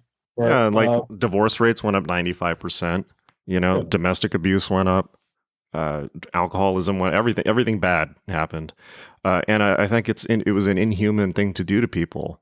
But I'm sure most people would probably still say, well, it was the right thing to do. If one life is saved or something like that. Of course, they don't care about that in other circumstances. But I just don't understand the logic there, because if that's the case, then like, why isn't insulin free? Do you know what I mean? yeah, right. Yeah. I don't buy it. Do you know what I mean? And to me, Yeah, or if you really wanted to be draconian, like just to look at this from a pure numbers statistic standpoint, if you really wanted to be draconian and use government oversight to save lives, ban cigarettes. Yeah, like literally, just do that. Yeah, I'm not saying you should. I'm just saying, like, literally, that will save so many lives, improve quality of life. So, I don't know. Like, I just don't believe that big pharma gives a shit about anything. I mean, no. like they're like, the blood that's on big pharma's hands, and the lawsuits against them for the opioid crisis. I just generally think that, like, to even invest any trust in big pharma here it's insane. It's wildly naive to me. Do you know what I mean? And I think that whether or not, whatever opinions you have about, what happened during the pandemic, that's fine. But to actually think that big pharma is not the fucking scum of the earth, right? Yeah, as if they didn't like kill everyone in the middle of the country with OxyContin, or hold insulin out from people. Yeah, I buried a lot of friends due to the opioid crisis. I'm sorry to hear that. That was a worse thing to me than COVID. And again, maybe it's COVID didn't brush as much of a path with my life, but I didn't know anyone who died of COVID personally. And that's just my personal experience. So maybe I just have a bad taste in my mouth from the opioid. Well, I mean, yeah, it's not either or. There's tons of bad to go around, and I'm sure lots of people listening probably do know people who have died of COVID. But yeah, people do have a tendency, though. It's like when, no matter what people think they believe, when the thumb gets pushed down, when the pressure is on, most people's inherent reflex action is just to find the authority and put their faith in the authority. It's like, well, somebody, it's like, we got to follow this person, look for the leader, because most people are not leaders, in their lives, or certainly for other people. Now, they're not leaders in their own lives. So, that said, was what was done the right thing? I mean, I don't know. Only history can say, really. I think that if, we were even saying, all right, well, here's the thing. Here's how, COVID is going to kill you based on your comorbidities. You go out there, you're going to want to eat healthier. You're going to want to do this. You're going to do that, fortify your body. I mean, that was a long haul of sort of, staying at home. And there was no information that they gave people about, okay, like, here's what you're going to want to do. You know what I mean? Like, I don't know. It just seems strange to me that there was no dialogue surrounding anything about like getting healthier. Right. Yeah, no, that was crazy. Well, I mean, look, I guess, most charitable thing that can be said is the people who were in the position to legislate or to make decrees, the people who were unfortunate enough to be in power when COVID hit, there's no possible way to tell people what to do. I mean, look at all the insane shit that went down afterwards. But they were faced with a lose-lose decision, and making lose-lose decisions is unfortunately what leaders' job is, basically. It's like, if you're the one that's in power, it's like your job is to make losing decisions most of the time. And somebody's going to hate you for it, no matter what you do. Like, imagine if they had left everything open, now the hatred of the entire populace for, you killed XYZ, that they would have that. So it's like, well, no matter what they did, it was going to be the wrong answer for somebody. But if I want to take a longer view, I'm not certain. I'm going to preface this by saying I don't necessarily know if I believe this anymore. I don't think that things are this organized, but in a sense, I still kind of do. And I'm going to raise some hackles here. David Icke. Here we go. In the late 90s, had some interesting things to say about this. And I'm going to preface this by saying I do not believe in lizard people at all. David, I do not believe that the moon is fake. I was hoping we were going full into lizard zone, but okay. No, well, I can just for humor, but no. I actually, in the late 90s, David Icke was really interesting. And I always thought, I mean, this is now clearly not the case because he is definitely loopy, but I thought at the time that it was always kind of like a Jonathan Swift type satire. Like he was saying the whole lizard people just to kind of like as a political cartoon. But Yeah. no, he actually believes in lizard people. But one of the things about David Icke is that he was kind of this person that got all this attention in the 90s, and he put together all the conspiracy literature that people were not seeing at the time into this kind of overall narrative, which is goofy, but he did popularize a lot of ideas, and his early books are interesting and hard to get now. And one of the things that he talked about, which is not his idea, but which is a very useful tool, is problem reaction solution, or as we know it, the Hegelian dialectic, which is something that is used, demonstrably by political systems. And the problem reaction solution is simply to create a problem. And I would say it's probably not create a problem. It's probably more like identify a problem, propose, wait for the reaction to the problem, and then propose the solution. And the solution is always less freedom. So an example would be the Patriot Act, checkpoints in airports, name your thing. The NSA, Snowden. It's like, well, we need it because of the terrorists hate our freedom. And David Icke aside, you can see this dynamic very, very clearly just at anything you look at since the 90s. And far back, where it's like all you have to do is get the populace afraid and by focusing all their attention on something terrifying, or something as dramatic as 9/11 happens. And I'm not a 9/11 conspiracy theorist, by the way.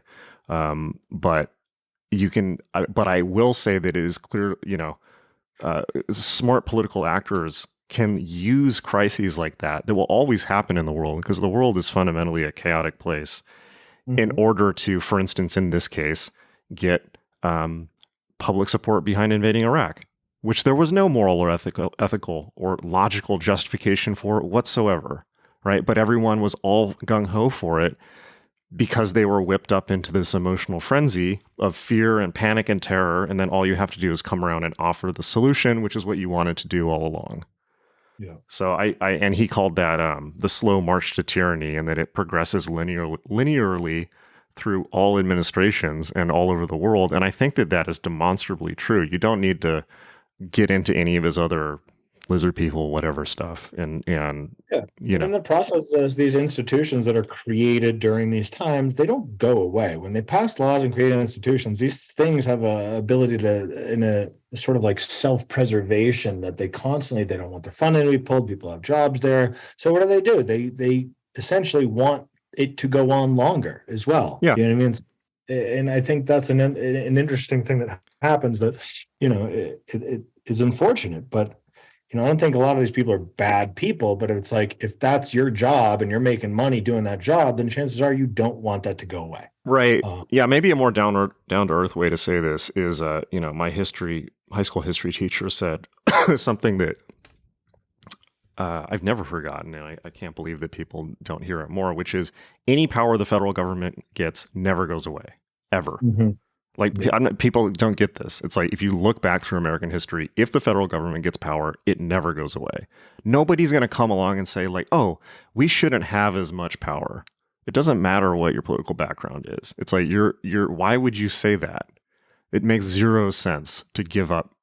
And this is not a conspiracy thing. I mean, this is why the founding documents of the country were written the way that they were, because they knew that's what was going to happen. Yeah. And so this is the magical spell aspect, and I say that metaphorically, although a lot of these people were interested in that type of thing. But just to look at it metaphorically, it's like, that's why the Constitution, the Bill of Rights, were constructed in a way to, as much as possible, prevent that from happening, because it's just human nature, and it's the nature of power. You can't identify and kill a group of people and it's all going to be okay. It's like, no, that's not how it works. Yeah. So. Yeah. And again, it's like, people, it's easy to point a finger to at America, where people are like, oh, well, America is a giant war machine that essentially operates unilaterally without it is the Security Council. It's like in many ways we're the bad guy, but also we're the least bad guy with the most power at this stage. Like another country has this much power, maybe they'd be doing it worse. But the realistic Russia. thing I is, mean, look at Russia. yeah, we'd give as much power as we have to Russia, and it would probably be bad. Well, they would just So retake. They would just retake their. They would yeah, be it's like revanchist and retake all their former territory, like they're doing in Ukraine. it's like look at Germany, for example. What did they do? They're like, hey, we want to go to war. And they're like, with who? They're like, I don't know, the world. And they did that twice, and it was bad. You know what I mean? Yeah, So, Germany's an interesting one as a parallel to Putin, just because they're both kind of both of those were revanchist. It's like they're at least in their minds trying to take back territory that they think belongs to them by right, which the people living there may definitely not see it that way. But I think they Putin's have a operating on primordial it. blood component that the United States doesn't have as well. Like to be German or to be Russian is something that is in their mind. This sort of it's blood. Yeah, Whereas although that's probably a fiction as well. I mean, it's a fiction, particularly with totally, Russia. Russia's a huge it's empire that covers Asia and all this. it's definitely a fiction. And what is to be German, anyways? You know what I Right. mean? I'm sure someone's going to come after me at that one, but I think ultimately, America doesn't pretend to be like a primordial bloodline. Do you know what I mean? It's Yeah. like we are just a value system. And we try and say, okay, well, if you don't follow these values, then yeah, we might punish you. But realistically, the real value system here is just the dollar, baby. Yeah, and reality TV and it's like I always say to people, it's like if you want to see what America is, go to Costco and look at how people act around the free samples. It's just like people shoving free samples into their face at Costco. It's like that's the American way. But so like this thing that hot dog at Costco. yeah, exactly. I love those too. It's like, but this conservative thing of like our values. It's like what are you talking about? This is like fictional. But that said, I mean, it's like yes, I mean, some of these founding documents are kind of the only thing holding the U.S. together. But also that said, it's like people don't. I'm not a believer in like blaming individual Americans because Americans really have no say in the American empire. We're kept riled up about culture war issues, but when it comes to issues of the American empire, the imperial machine, not only do we not get a say in it, we don't even get to find out about it. Like, how much do you know about what the U.S. is doing in Africa right now? Yeah. Like, a lot. I don't really know a whole lot about it, but like, we're all over the world. It's probably something blue cobalt. I don't know. Right. And you can find out if you really dig, but most people don't, people got to take the kids to soccer practice. And at the end of the day, and not to, it's going to sound bad no matter what. So much of, preservation of hegemony at the scale that it exists right now, everyone vying for superpower, the cost of doing business is going to be bad. Do you know what I mean? Like bad things are going to happen all over. Why? Because it's like, we're fighting to be that big monster and to be the biggest monster. Because if we aren't it, someone else is going to be it. Yeah, and I don't think I would like a world in which we weren't the biggest monster. Yeah, and I'm not. Everyone wants to point our finger and say, "Oh my God, we spend $800 billion a year on the military," and you're like, "Yeah, that's fucked up. It's incredibly fucked up."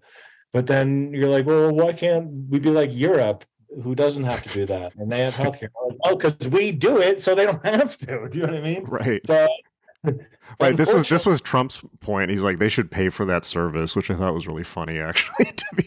I mean, yeah, because we play world police for everyone after World War II. And again, I'm not pro or anti any of this. I'm just talking about what it is. You know what I mean? Yeah. Well, power is power and control is control. And I think that, I am a believer in the source code of America. And this is what I just keep going back to. It's like the source code is great. And if it didn't cover everyone, which it didn't, it mostly applied to white male landowners, right? Like that's well known. It's like, well, that's not a reason to throw the whole thing out. It's a reason to extend policy coverage to everyone. Yeah, exactly. Yeah, that's a good one. That's my take on it. It's just like follow the instructions. But the question of where is the, what is tyranny? I mean, after these, after David Icke and everything, like after all these alleys we went down, what are your thoughts? I mean, like what is tyranny? No, I think it's like that. Yeah, that it's sort of a virus in many ways, a slow sort of subtle energy virus that is the nature of power and human nature. And I think that it's that the absolute power corrupts absolutely type of thing. And I think that it's in many ways this spell that you're talking about, the Bill of Rights, is there to help prevent that. And it needs to sort of be there, or else no matter what, we're going to end up down that way. Right. Well, it's kind of like if you don't have rules to follow, you're not playing a game. It's just the war of all against all. And yeah. If you look at China, for example, and that place is like, ranking pretty high in human rights violations. I have a feeling that if we did go to war, I don't think Xi Jinping would have any issues with just sending his people to the slaughter. Do you know what I mean? Like, to me, there's a bit of a darkness there that I feel like, ultimately that is unrestricted, unbridled power in a way that we don't have here. Although it's interesting to see, I mean, because that's historically what Russia has done, but it has been really interesting for me to see what's happening in Russia now, where like tons of people are like, fuck no, we're not gonna go kill people in Ukraine, and they're doing everything they can to get out of it. And I think you were starting to see that, just to tie it all back into a little conspiracy and COVID. I think you were starting to see that in Hong Kong right before COVID broke out. And there was a big uprising. Those protests were insane, and we were supporting them. Do you remember that? Yes, I do. Yeah, that reeked of CIA backed regime change. That got memory hold pretty quick. Yeah, the student riots. Yeah, that was like right before COVID, right? Right before COVID. Yeah, I forgot about that. What the hell? Because I remember thinking at the time, it's like, oh yeah, COVID. It's like, this is clearly. And then what happened? You had all these kids out there with laser pointers and umbrellas and in droves, and they were getting their asses kicked by their government, like physically dismantled. And they didn't know what to do about it. And we were like, we support this, which was crazy that we said that. And next thing you know, everyone on those streets got COVID and got sick, and no one could riot anymore. So yeah, I remember thinking at the time, it's like, oh, like, well, I remember thinking at the time, like, clearly they're doing the old style CIA backed regime change by backing, student revolutionaries in the country or often right wing forces, whoever is against, finding whoever the group that doesn't like the government is and funding them and giving them weapons and making sure there's lots of media coverage on them as the heroes. But clearly the Chinese were just like, no, we we don't do it like this. We're just going to fucking, clamp down on this right away. Clamp down on them. And then when they realized that even the clamping down on them physically wasn't working, I'm pretty sure that's when they were like, hey, what do we got for viruses? They're like, oh yeah. Well, I thought at the time, like, hey, maybe even the US released a bioweapon and then it backfired on us. It's like, oh, well, the student revolutionary, the revolution didn't work. Let's just like throw some bioweapons at them. But then it ended up coming back to the U.S. I mean, who knows? I do remember thinking that. Fact is so much stranger than fiction at this point that like I don't really rule anything out. I'm just like, who knows? Well, the nutty thing about COVID too, particularly in 2020, was I'm sure you remember, like anyone who said anything about anything, it's like, oh, that's a conspiracy theory. It's like, and all this stuff then turned out to be true. It's like the goalposts kept moving. It's like, oh, like, well, they're going to lock us inside all year. That's crazy. That's a conspiracy theory. That masks don't work. Conspiracy theories are oftentimes like covered in fat too, or they're just sort of like, there's like a conspiracy that starts to drum up, and then I feel like there's just so much psyop to make it even more crazy. So everyone's like, that's insane. So it's like, I think at the core of every conspiracy, there's like 5 to 10% truth in it that's just covered in like sort of ridiculous fat to sort of like hide it in plain sight. Right. That's my theory. Yeah, I think so. I mean, for a long time, I've seen conspiracy theories as like a type of folk art. You know what I mean? Yeah. It's kind of like people, it's just kind of spontaneously emerging. And it's like, but if you really think like, obviously I think QAnon people are ridiculous and all that Pizzagate and all of that. It's just like, come on. But on the other hand, you see, Again, and that's where I think that's where the psyop comes in, where it's like that is yeah, to discredit all the stuff to or make how, it yeah, even, or how you much know. how much they've made Alex Jones a rodeo clown. It's like nobody likes Alex Jones. It's like, but just, it's like he's a scapegoat. You put all of the conspiracy theories attached to this buffoon, and then it's like, well, none of it's real. But Yeah. I was gonna say, it's like, the particularly liberal people came out so hard, just clamping down on any narrative that was conspiratorial or suggested the federal government, any government didn't have their best interests in mind. And there's so much like, the standard snide New Yorker Atlantic Monthly mockery of people who might have conspiracy theories. And it's just like, I thought about that and I was like, so basically what you're saying is that powerless people should not be able to wonder who has control over them. It's like people who have no power. Like, for instance, victims of the opioid crisis in Middle America are not allowed to at least speculate over who might have power over them. And yeah, they're going to get it wrong. And the reason they're going to get it wrong is because they don't know, right? No Yeah, one's telling you, you're not going to tell them.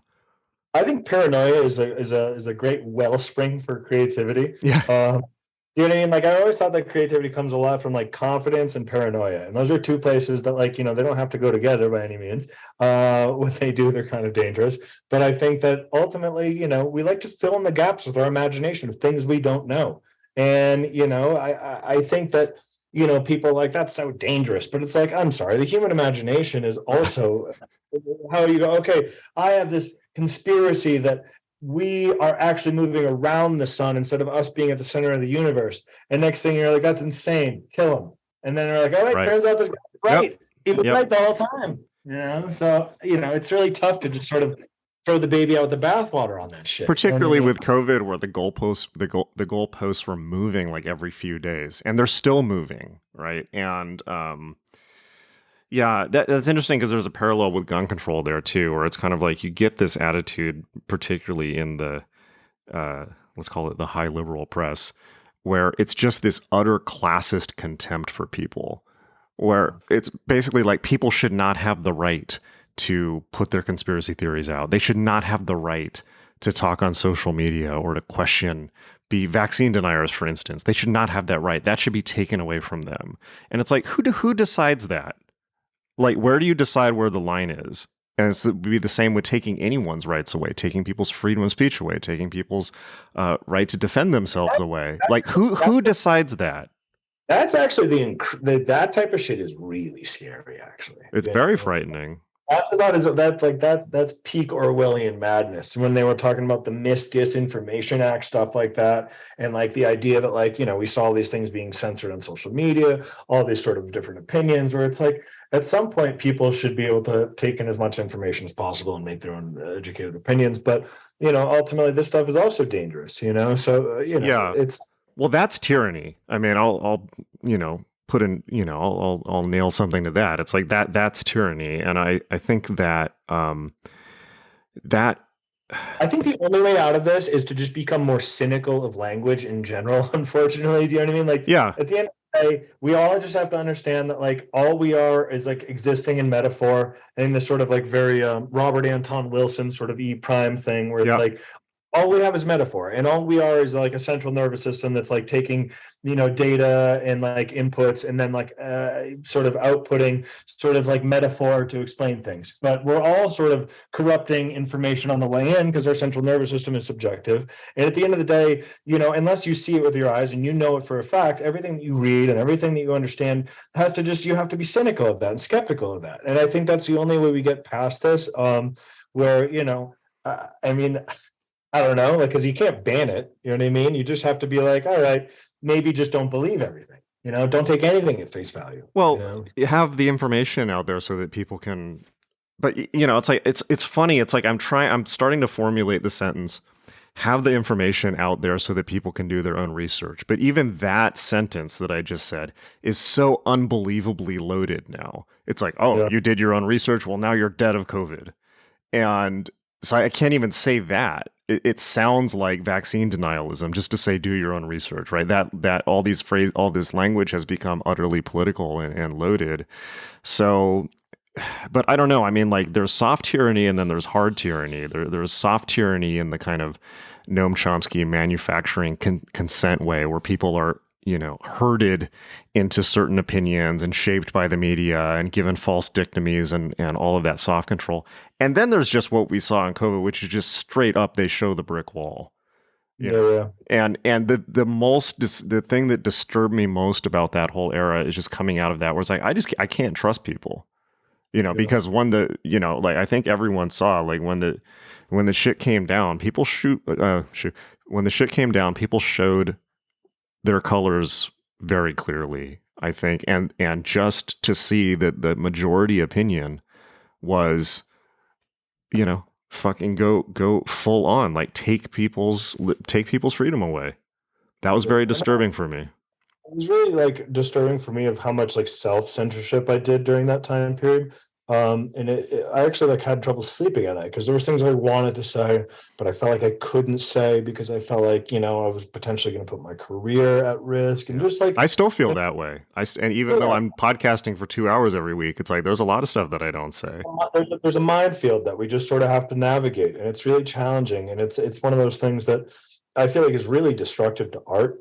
And I feel like, for me, censoring myself felt worse than having a government censor me for some reason. Yeah. Like, they don't even need to do it. I'm doing it to myself because of this pressure that is now created in this environment, which to me that was just a really dirty feeling that I like totally come to terms with, where I find I hold my tongue, and I just sort of go out and I'm so less engaged on social media. I don't even try and put stuff out there. I just fucking drive around in the desert in my truck and just keep to myself and just go camping and just do stuff that I'm like, I don't even care anymore.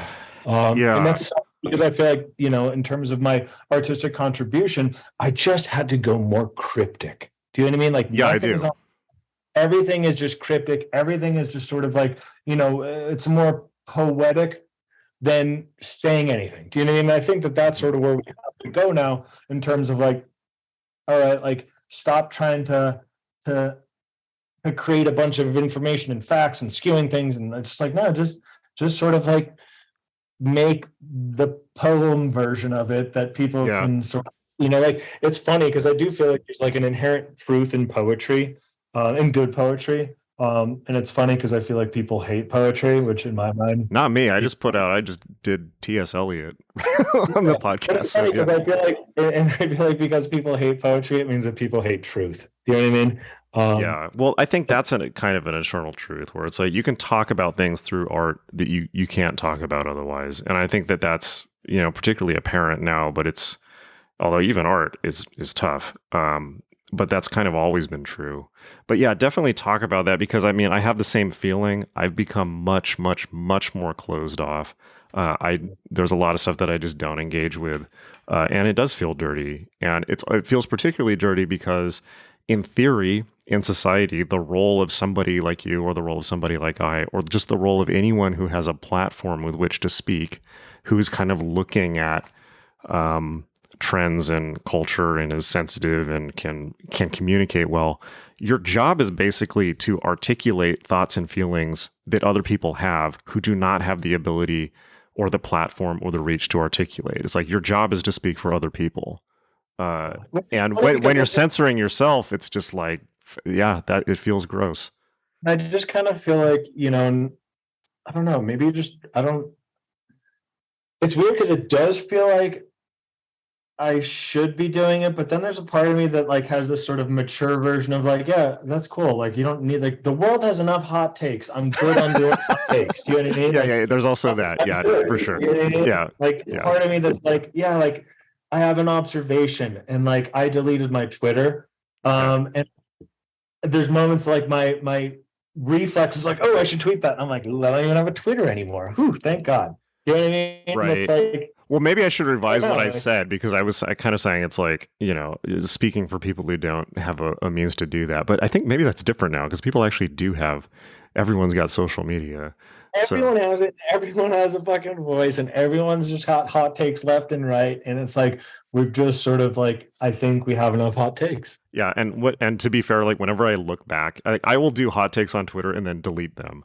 And then, but when I don't, like if I go back and I look back at stuff like a few months later, I'm just like, oh my God, like this is so embarrassing, because because I think one of the things about social media is when you tweet something or you put something out, you're feeling the emotion in the moment but and of course, this is how everyone communicates online. But all of that is, once all that emotional content is drained, not only do you not communicate that emotional content to other people, but then when you see it, how other people saw it, which is without the emotion you were feeling at the time, it's just like, what the hell was I thinking? So, Yeah, you have this sort of like self-actualized moment of like total embarrassment, and yeah, you're just, I'm like, really, I do on a daily basis. Yeah, yeah, you're like, you're like, someone take this phone out of my hand and let me just be in the moment and enjoy my own shit, you yeah. know? Yeah, I've been fairly good about that with phones. I remember I was always I was actually like kind of profoundly affected by the movie Lost Highway when it came out, where there's a moment where Bill Pullman's character in that like says he doesn't take pictures of things, and somebody's like, why don't you take photos? And he says, I like to remember things my own way, and I've kind of always taken that with me. Oh, yeah. Yeah, I mean, to me, it's like such a weird battle of like, oh, well, like, as an artist, you have to have an audience and stay relevant. You got to keep that moving. You got to play to the algorithm. The algorithm needs you to post every day, or else you're going to get buried in the algorithm. And it's like, it's just fucked. Do you know what I mean? Like, Yeah. to me, Well, it's not conducive to art either, which has to incubate over long periods of time.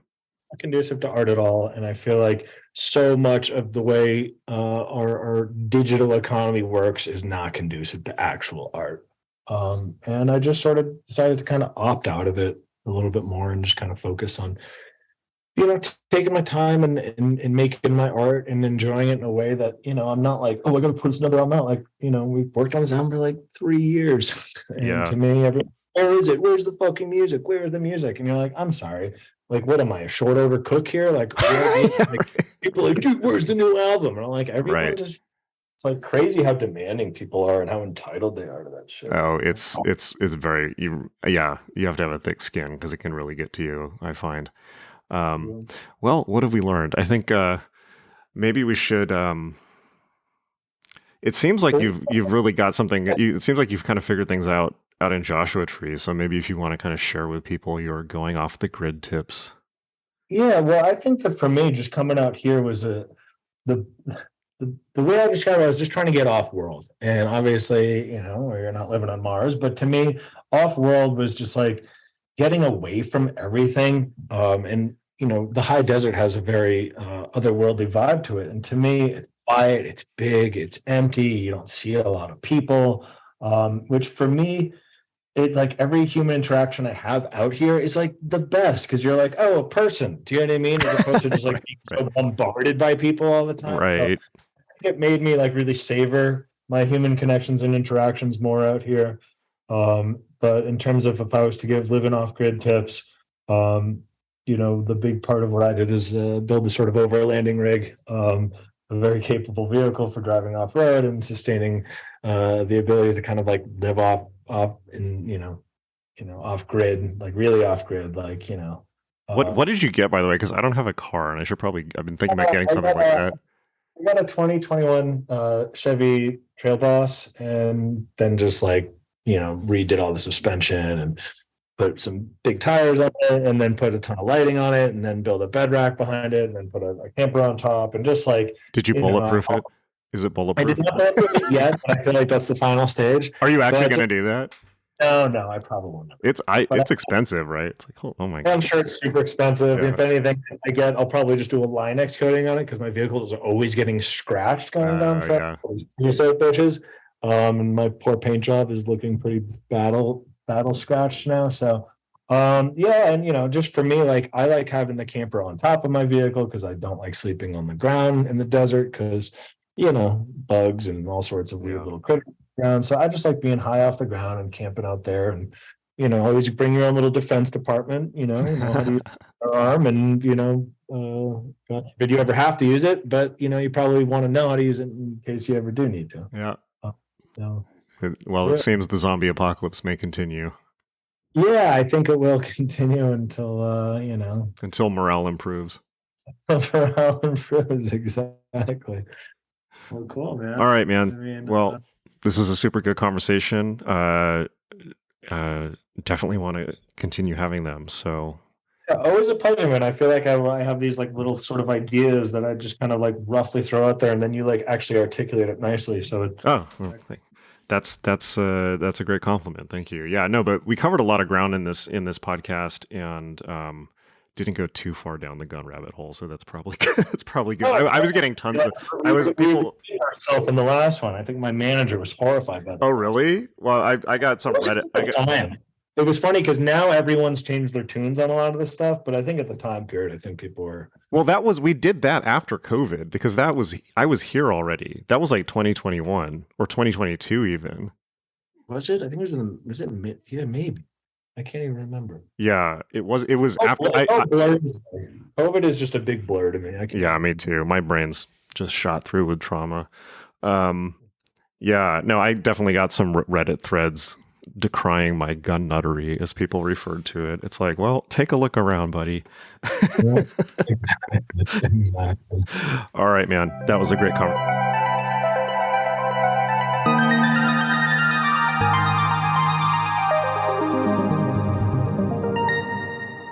All right. Hope you really, really enjoyed that. I definitely had a lot of fun in that conversation. Meet us at magick.me, magick.me, my school for magic, meditation, and mysticism, where you can learn all the skills you need to unleash your true self. I will see you in class, and until next time, hang in there.